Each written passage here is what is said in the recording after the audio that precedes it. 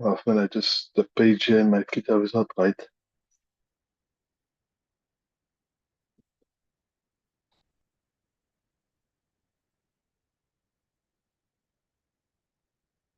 Do you mean you can't make out the page or Maaf, I just lost the marker. I'm just checking the page. Can Moulana just tell me the last line that we did? the last time that we did was with regards to Amr, with regards to Ada and Qadha, and then was being Ada al-Qas, Amr Ada al-Qas. فهو تسليم عين الواجب مع النقصان في صفته.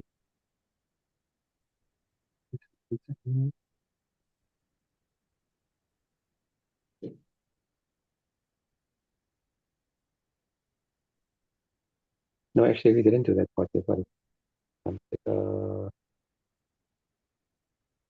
وحكم هذا النوع أن يحكم بالخروج عن الأهدة به.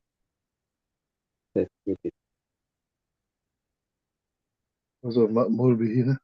No, it wasn't Ma'mur bihi. It was What it was, Hassan al-Bari. carry on. No, I think I'm getting, no, it was after that. نجيب.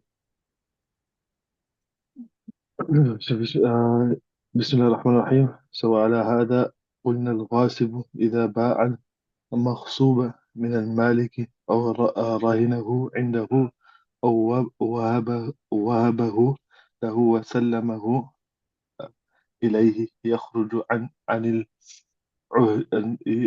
عن العهدة ويكون ذلك أداء لحقه ويلغو ما صرح به من البيع والهبة ولو غصب طعاما فأطعمه مالكه وهو لا يدري أنه طعامه أو غصب ثوبا فألبسه مالكه وهو لا يدري أنه ثوبه يكون ذلك أداء لحقه. So unless we say that if a person who usurped another person's property and gives it back to the owner, or he left it as a guarantee with him, or gifted it to him and then hands it over to him, that it will no longer be liable for it and thus will be taken as ada kamil. The condition stipulated by the sale or gift will be void. So if a person usurps a food and feeds the owner such that the owner does not know that it is his food that was taken from him, or clothes are usurped and given to the owner to wear, whereas he does not recognize that it is his clothes, then it will be taken to be ada kamil.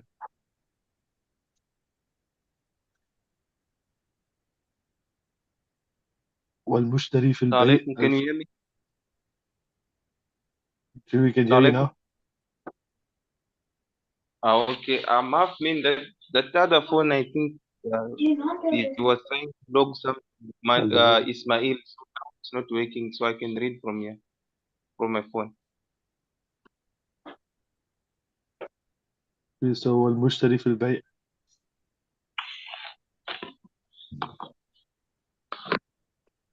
From where? والمشتري في البيع الفاسد لو أعار المبيع. Okay. بسم الله الرحمن الرحيم. والمشتري في بيع الفاسد لو أعار المبيع من البائع أو رهنه عنده أو آجره عنده أو باعه عنه أو وهبه له وسلمه يكون ذلك أداء لحقه ويلغو ما صرح به من البيع والهبة ونحوه. In the buyer, in the corrupted sale, if you are to lend the item to the seller, or he gives it to him, or he hire it to him, or he sells it to him, or he gives it like as a gift to him, and he hands it over. That will be a fulfillment for his right, and whatever he expressed with it from the buy and hibat will become lahu, that is null and void, wanahwi, or other than that. So we believe that when it comes to executing the Amr, there are two manners or two ways in which a person can execute or carry out the amr, either ada or qada. What is ada? Ada is where you carry out the amr in exactly the way you're supposed to carry it out and hand it over to the person that's entitled to that particular act. In other words, whatever the Amir told you to do, you do the job and you carry out that particular instruction exactly as he said. This can apply to both huququllah as well as huququl ibad. And qada will be the opposite. Qada is where you don't hand over exactly that which you're supposed to, but the like of that which you're supposed to do. Because you're unable to do exactly as the Amir, the person giving the instruction, told you to do, you hand over the like thereof, and a representation of what you're supposed to do to it to the person entitled to it. Right? So those are the two ada and qada. When it comes to ada, which again means what? To hand over, to um, give to the one who is entitled to it in a manner or carry it out in exactly the manner that you are ordered and instructed to carry it out. So two types, either kamil or qasid. Kamil means you do exactly as you're supposed to do. Qasid means you do what you're supposed to do, but there is some deficiency in the quality of your execution. There is some deficiency in the quality, and in the way or in the manner that you're carrying it out. That's the difference between ada kamil and ada qasid. And he gave an example that if, for example, a person performs salah in its proper time with jamaat and so forth, that's an example of ada'ul kamil. And an example of ada'ul qasir is, for example, a person performs salah, but without ta'dilul arkan. The salah itself is valid, and you've carried out the action, you've carried out your duty, but there is a deficiency in the quality, in the manner in which you carried it out. So it's not 100%, but it is sort of acceptable. Okay. So then he says the hukam of this type is what? يحكم بالخروج عن العهدة به, that you will rule with this person emerging from his responsibility. In other words, we would have said that he performed his duty, he did what he was told, so therefore he is absolved of any further action, even though it was qasid, it was deficient. In some, now it will come later on, in some instances you can make up for the deficiency, and in some cases you can't make up for the deficiency. The only thing you can do is to make istighfar and tawbah if it's huququllah, or in the case of huququl ibad, the details will come later. So based upon this principle, that if you carry out your duty, either ada kamil or qasir, then you will have emerged from your responsibility. You will be absolved of your duty. So based upon this, we say al-ghasibu إذا باع المغصوب من المالك أو رهنه عنده أو وهب له وسلمه إليه يخرج عن العهدة ويكون ذلك أداء لحقه. And if a person who forcefully took some item from somebody, and he forcefully took somebody's belonging, then thereafter he sold that same belonging back to the owner. The owner couldn't make it out, whatever, maybe it was a few months later, whatever. He saw it on the flea market and now he's buying it, not realizing that is actually his item, and the person that stole it is the person selling it to him now, or took it from him forcefully, selling it to him. أو رهنه عنده, or he keeps it as a rahan by the master. What is a rahan? I don't know if you've done it already in fiqh. A rahan is where you keep something as a guarantee by somebody. Okay? Where you keep an item by somebody as a guarantee. Either you bought something from someone and you're still owing him the money, or you lent some money from someone, and now that person obviously doesn't know you that well. He wants some kind of guarantee you're not going to run away with his money. So you place, for example, a watch by him, an expensive watch, or something by him that has value. So if you default, if you don't pay him his money, he can sell that item and keep that the sale, the money from that sale for himself to cover up for the loss that he has incurred from you not paying his money. So it's called rahan. It's also called pawn, PAWN, called guarantee or lien, L-I-E-N, and many other names. So that's rahan. Right? So he gave something as a rahan to the original owner. He gave that thing which he stole, which he forcefully took to the original owner as a rahan, as a surety, as a guarantee. Or wahaba lahu, or he gifted it to him, wasallamahu alayhi, and then handed it over to him as well.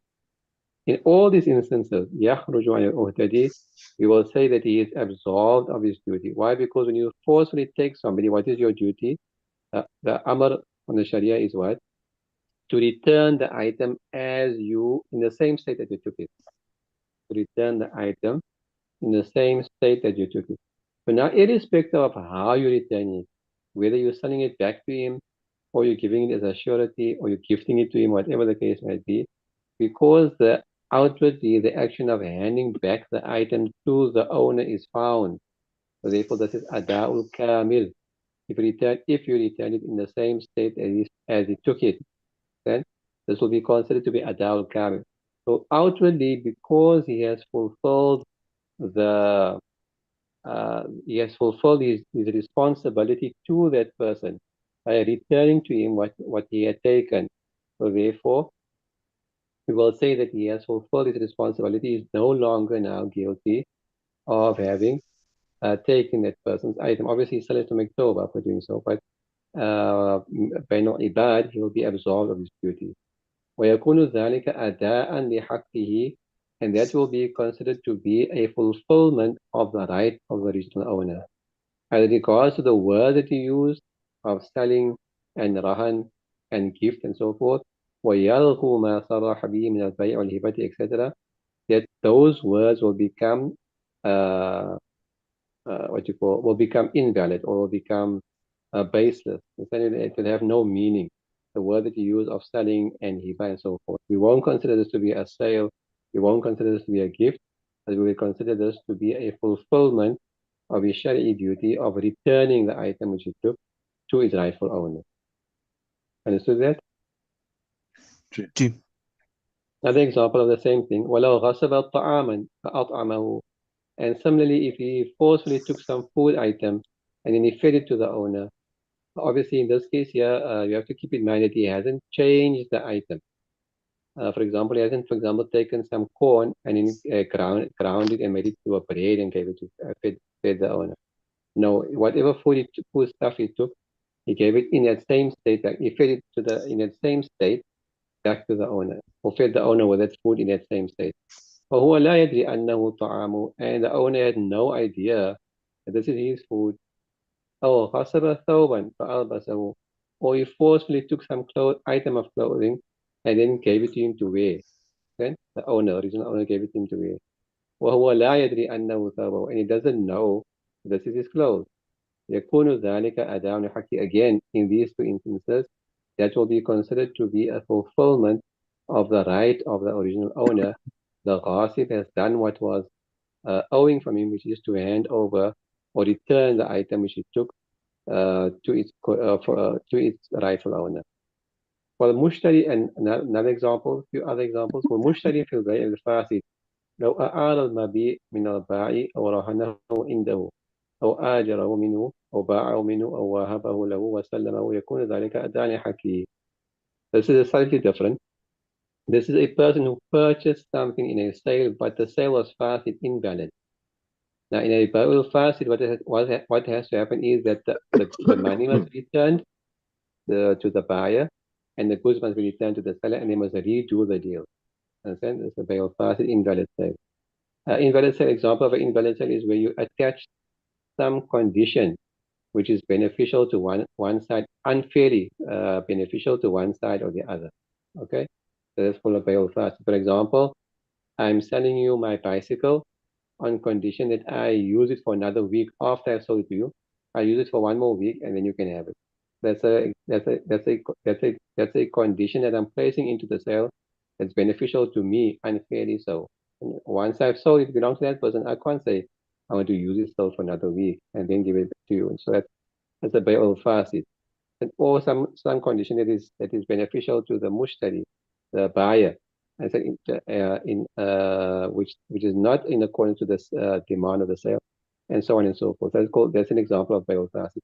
So the money has to be returned, the item has to be returned, and then you have to redo the deal without that that clause or that particular thing which is causing the sale to become invalid.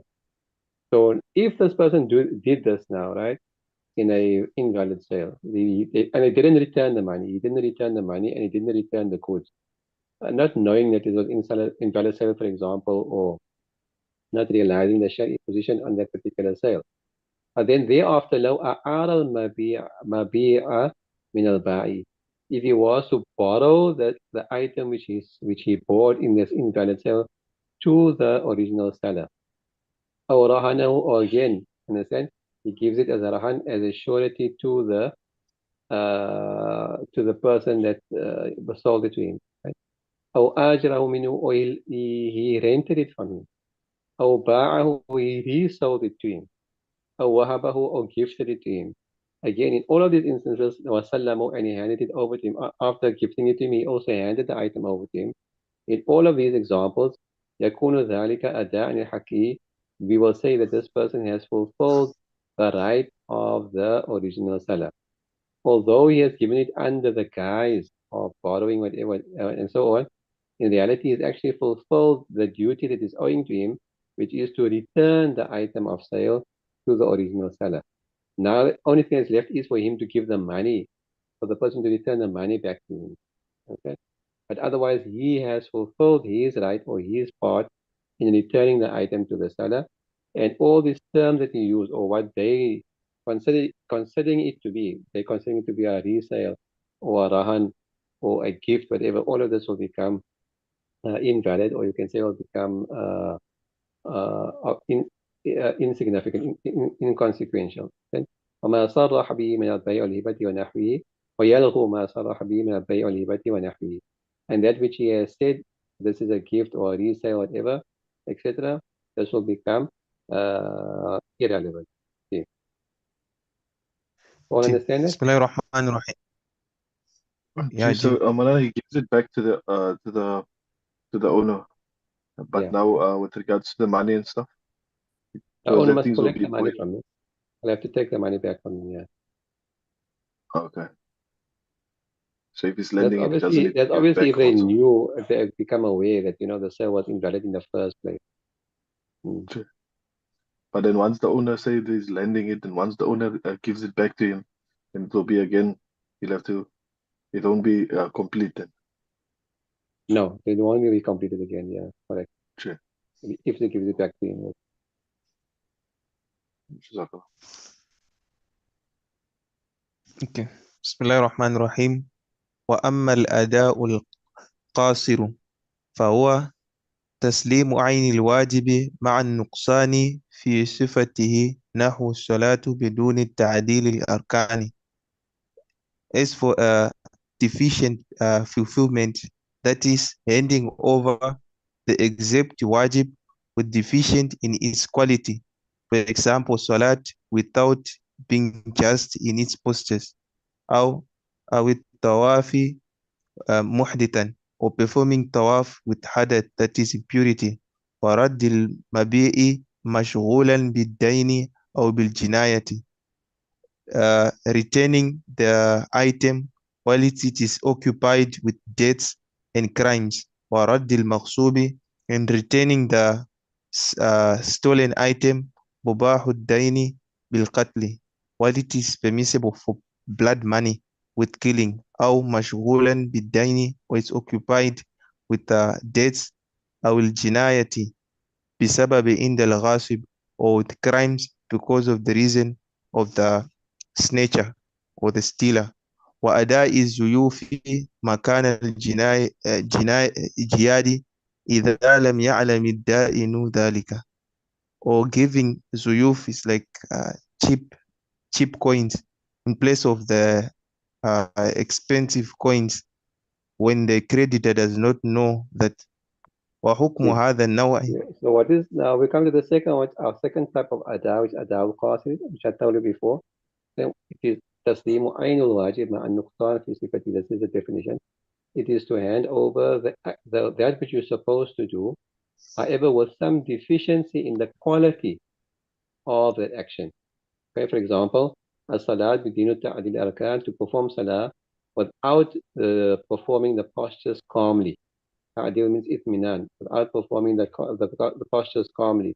So the salah will be done. The salah is done. Salah is performed, completed, but there is a deficiency in your salah, okay, for which you will be sinful.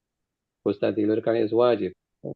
You left it out, you will be sinful for that. But the fardiyat, what you were supposed to have done, you have executed that. You performed your duty.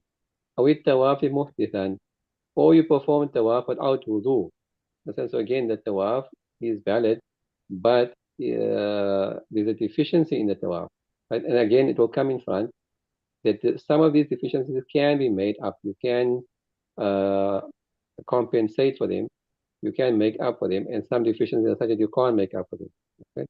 وَرَدُّ الْمَبِي مَشْغُولًا بِالدَّيْنِ, and to return the item of sale while it is involved in debt or crime. This obviously will only apply if you're selling a live item such as what you call it, a slave. This will only apply to a slave. So the person bought a slave, but then while the slave was by him, that slave got into debt, or the slave ended up killing somebody or injuring someone, so he became guilty of a crime for which he has to be punished. Now he's returning this item of sale back to the original owner, because here he's returning the item of sale. So by him returning the item of sale, this will be ada, but ada qasid. Why? Because the slave, when he was given to the buyer, the mushtari, he was free of any debt. He was free of any crime. Understood? وَرَدُّ الْمَقْسُوبِ مُبَاحُ الدَّمِ بِالْقَتْلِ, and to return a usurped item while it is become mubahud dam. In other words, it has become guilty of a crime for which he has to be executed. Again, this will apply to a slave. بالقتل, because of murder. أو مشغولا بالدين أو الجناية بسبب عند الغاصب, or he is involved with debt, he has become engaged in debt, or a crime which he has to be punished as a result of something which he did by the ghasib. So after the usurper stole the slave, that slave did something. He committed a crime or became involved in debt. And now the usurper is returning the slave back to the original owner. But he's not returning him in the state that he took him. When he took him, the slave was debt-free. When he took him, the slave was crime-free. Now he's returning him as a criminal. He's returning him as a debtor. Okay? So obviously it's the same slave, but there's been a deficiency in the quality of the slave. Also, وَأَدَاءُ الزُّيُوفِ مَكَانَ الْجِيَادِ, to pay somebody, or to return and to repay somebody with inferior quality coins in place of good quality coins. This we might not understand so much here. In our time, this doesn't apply. But in those days, where they're using coins that were made out of gold and silver, what they used to do, obviously, it wasn't completely 100% gold. It was about 90% gold, 90% silver, a little bit higher maybe. Understood? Because gold and silver by itself can't be minted into a coin without adding a little bit of another material, either copper or brass or something for the coin to set. Understand? You have to add a little bit, they call it an alloy, they call it. But a good quality coin would have the major percentage of the coin as gold, and a major percentage of the coin as silver, 90% or more. And inferior quality would be maybe like 6% gold, 70% gold or silver, and the other is made up of the alloy, of the copper or the whatever, the brass, whatever. That's called zuyu.